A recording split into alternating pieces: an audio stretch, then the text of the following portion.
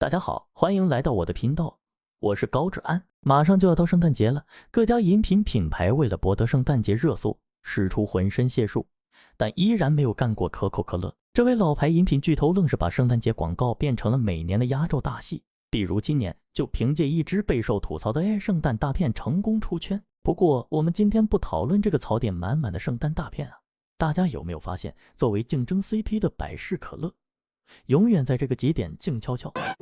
就这么会说？为啥呢？那是因为大家所熟知的代表了圣诞节的红白圣诞老人是由可口可乐创造的。说创造有点过于绝对了，事实上最初的圣诞老人并没有一个固定的形象，可以是瘦瘦高高的老头，也可以是长相奇特的精灵，可以是绿色的、红色的，也可以是白色的。1931年，可口可乐想要在一些主流的报刊杂志上投放广告，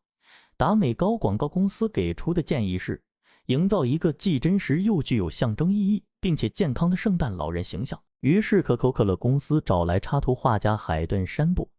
来按照这个目标进行设计。山布以他的朋友一位退休的销售员为原型，红色的皮毛大衣，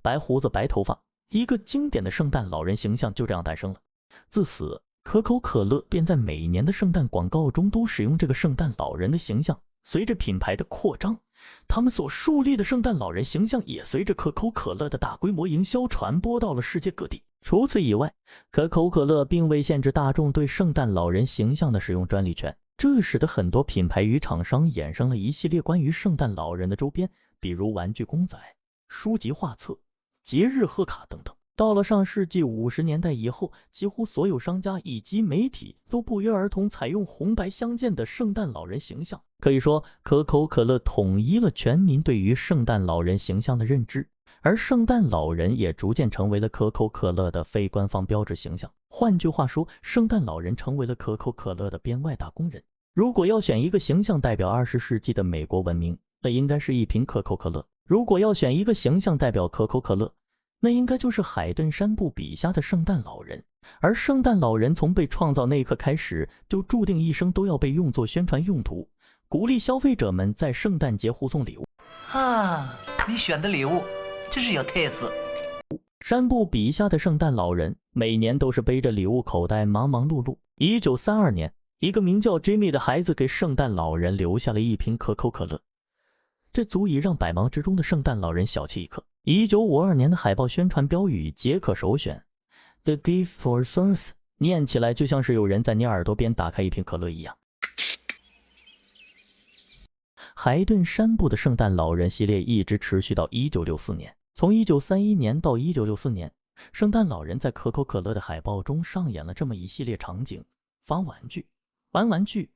喝瓶可口可乐小憩一刻，读孩子们写给他的信，拜访为了见到他而不肯睡觉的孩子们，到别人家中扫荡冰箱寻找可口可乐的踪影。在之后的几十年里，可口可乐都基于海顿·山布的原作进行新的广告创作。到了1995年，可口可乐第一次在电视上放映以 Holidays Are Coming 为主题的圣诞短片，片中一辆红色圣诞卡车穿梭森林缓缓驶来。自此，可口可乐向全世界宣告了一种品牌与圣诞节绑定的全新方式。其实给可口可乐打工的不止圣诞老人一个，相信大家对于可口可乐北极熊也并不陌生。严格来说，北极熊才是首席打工人，他初次亮相是在1922年的法国印刷海报上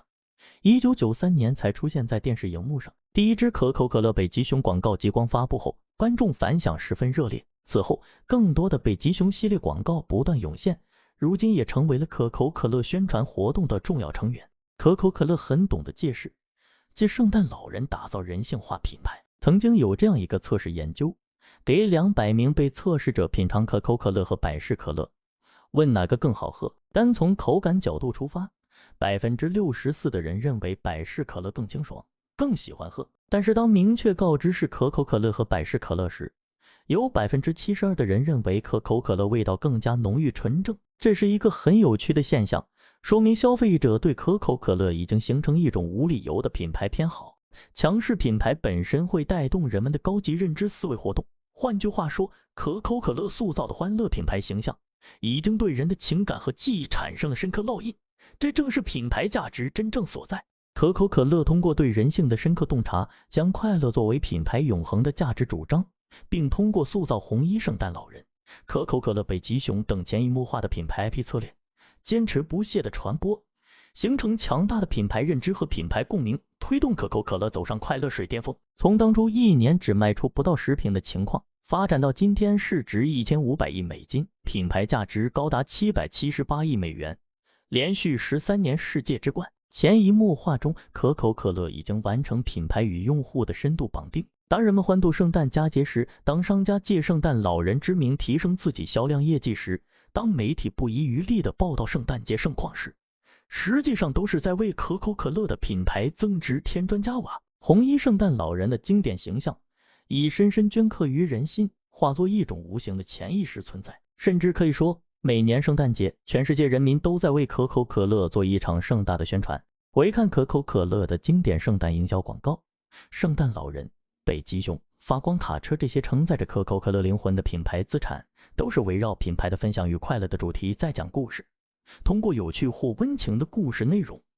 让消费者在与品牌互动中得到真实的触动和体验，进而塑造出一个有温度的立体的品牌形象。借用可口可乐的营销高管温迪·克拉克的一句话，品牌故事的内容如液体一般，自由地流向每一个角落，但不论它们流淌到多远，都与品牌战略和目标相连。这一波，可口可乐赢了，奇奇绝尘。不管怎么说，可口可乐这几十年来的营销战略，以及它在世界范围内的影响力，确实在潜移默化中影响了我们对于圣诞老人的认知。今天的品牌故事讲完了，看到这里的小伙伴，感谢你们的陪伴，祝大家圣诞节快乐，我们下期见。